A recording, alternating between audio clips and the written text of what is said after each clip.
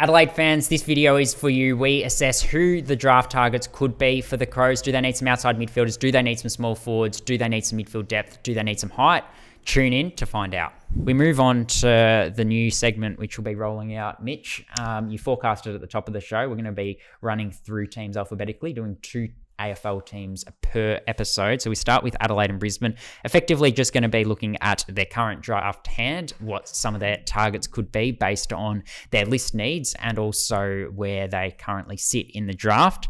So at the moment, Adelaide have picked 16, 41, 48, 52, 66 and 70 with Mitch Stevens, the highly regarded Tide prospect. He's a father-son and he plays for the Gippsland Power as a halfback midfielder.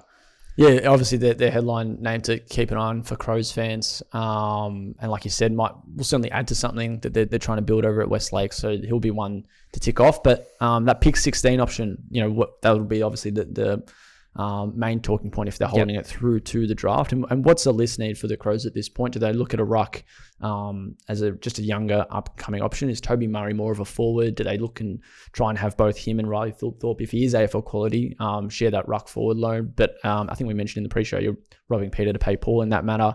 It just depends what they're getting out of Lockie McAndrew. If Riley O'Brien's still around, Kieran Strawn's another one in that mix, but just maybe a more youthful option for them going forward.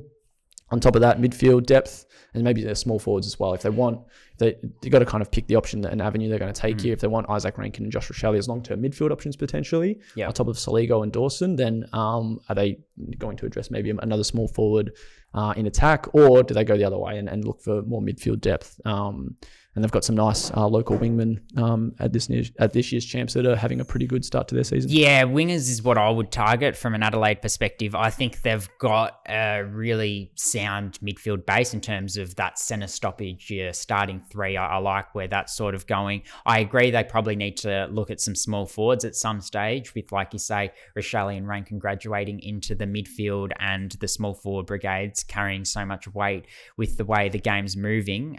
But in a draft crop where they are so few and far between small forwards, particularly because so many of them are club tied, you probably only got Lockie Doverston that's seen at that elite end. So if you don't get him, and that pick 16 probably floats out to about a pick 25, and Lockie Doverston, because of the low supply of small forwards and the high demand, might be off the board by then, and because he's a quality A-grade talent as well. So yeah, I think a winger, someone who is able to use it really, really well and deliver it really well inside 50 rather than being that contest player is probably where you look.